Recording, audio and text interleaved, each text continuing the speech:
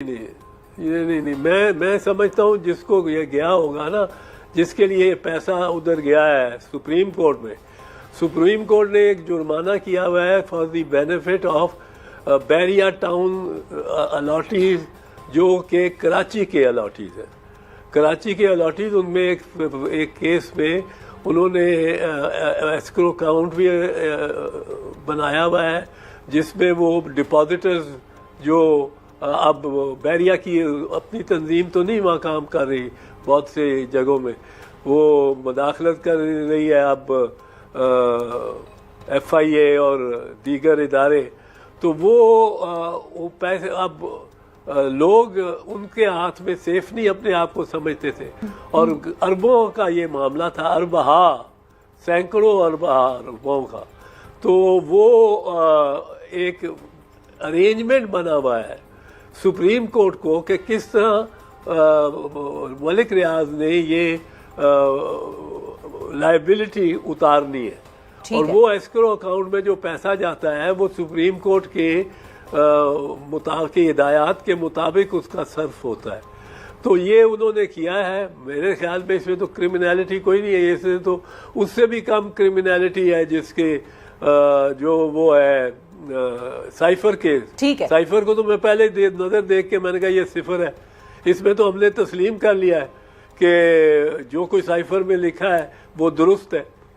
वो अगर हमने तस्लीम कर लिया है कि जो कोई एम्बेसडर हमारे ने लिख के भेजा है, वो ये लिख के भेजा है कि जी मुझे डोनाल्ड लू ने धमकी दी, ये तो हमारे एम्बेसडर ने हमें लिख के भेजा है कि डोनाल्ड लू ने ये धमकी दी है हमें, मुझे। बिल्कुल सही। पहले अमेरिका तो इनकार कर रहा था, पर हमारी नेशनल सेफ्टी कमेटी ने जो टॉप किया है, जिसमें प्राइम मिनिस्टर भी बैठे हैं, फॉरेन मिनिस्टर भी बैठे हैं, और डिफेंस मिनिस्टर भी बैठे हैं, और आपके आर्मी चीफ भी बैठे हैं, बाकी चीफ भी बैठे हैं, उसने फैसला किया कि अमेरिका के साथ एहतजाज करो। जी, मुदाखलत हुई और थी, 2 मरतबा किया, एक दफा इजलास हुआ, 2 मरतबा हुआ। एक दफा जब इमरान खान प्राइम मिनिस्टर नहीं था, ये शहबाज शरीफ प्राइम मिनिस्टर था जी। अच्छा, एहतजाज उसके दौर में किया, ये बताइए, वो प्रिजाइड कर रहा था मीटिंग, आर्मी चीफ भी बैठे थे उसमें। ठीक है। अच्छा, ये बताइए एहतजाज साहब कि अब जो ये मज़ाकरात हो रहे हैं, इनमें से आपको कुछ निकलता नजर आ रहा है? हुकूमत से PTI की डिमांड ये है कि 9 मई और 26 नवंबर वाकयात पर जुडिशल कमीशन बनाने पर राजी हो जाए हुकूमत। हो जाएगी हुकूमत राजी, आपको लगता है? मेरा तो ख्याल है हुकूमत की बातें खिल जानी चाहिए। इस वक्त जिस तरह जुडिशरी पे एक कैप्चर हुआ है, और जिस फसाद और शरीयत यानी तेजी के साथ अमेंडमेंट आइन की भी हो गई है, और जज जो सुप्रीम कोर्ट के जुडिशल स्ट्रक्चर का भी एक असर नौ तयन हो गया है, जिसमें अब ये ऐसे मामला जाएंगे ही टू गवर्नमेंट फ्रेंडली, या आप ओपन माइंडेड कह लें, गवर्नमेंट कहेगी ओपन माइंडेड जजेस, तो जो भी है, पर एक खास किस्म सोच के जजेस के पास वो जा सकते हैं। और अगर आप चीफ जस्टिस साहब को कहेंगे कि वो नॉमिनेट करें, उसको हेड करना चाहिए ये इंक्वायरी कमीशन का, तो मेरा ख्याल है नुकसान इसमें तो मुझे तो लगता है PTI का ही होगा। और ये पता नहीं क्यों इसरार कर रहे हैं कि जुडिशल कमीशन वो अच्छा कमीशन। अब जो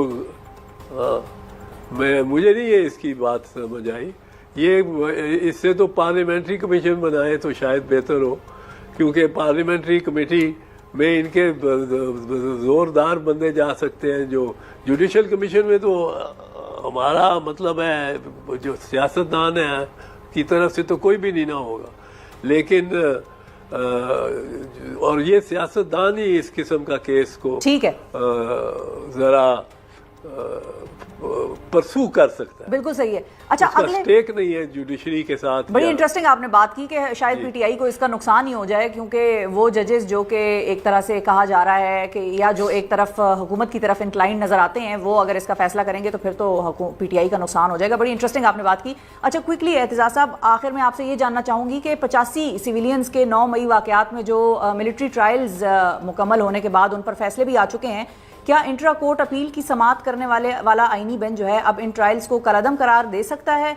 किस तरफ वो मामला जाता आपको नजर आ रहा है? देखिए, मैं आपको बताऊं, जो मुसर्रत हिलाली, जस्टिस मुसर्रत हिलाली साहिबा ने पॉइंट उठाया है ना, उस पॉइंट पे ये आर्मी एक्ट के तहत किसी का भी ट्रायल खत्म हो जाएगा। वो क्या कि फौजी का भी नहीं हो सकता, फौजी का भी नहीं हो सकता आर्मी एक्ट के तहत, क्योंकि आर्मी एक्ट के तहत के मुकदमे की सारी कार्रवाई, मुकदमे की सारी शहादतें, मुकदमे का सारा रिकॉर्ड, मुकदमे का सारा जो है दस्तावेजात, सबूत, वो एक या दो तीन अफसरों के, 3 अफसर ले लें, एक कर्नल, 2 मेजर, या एक ब्रिगेडियर, एक कर्नल, एक मेजर। अब ये आर्मी अफसर, ये आर्मी कोर्ट की तश्कील है। अब इसमें से 3 बैठे हुए हैं, वो 2.5 महीने केस सुनते रहते हैं, गवाह आते रहते हैं, खत देखते रहते हैं और बाकी प्रूफ देखते रहते हैं, और फिर वो फैसला नहीं करते, वो सिफारिश करते हैं कमांडिंग अफसर को। ये कर्नल वाला केस कमांडिंग अफसर होगा, उसका एक मेजर जनरल जीओसी, और जो ब्रिगेडियर वाला केस है उसका कमांडिंग अफसर होगा आर्मी चीफ। अब ये एक जीओसी के पास चला जाएगा केस कि हम अभी फाइंड हिम गिल्टी और सजा आप तजवीज़ कर दें।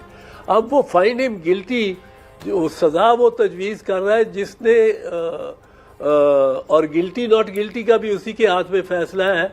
ये रिकमेंडेशन है नीचे से फौजी अदालत ने जिसने केस सुना है, और वो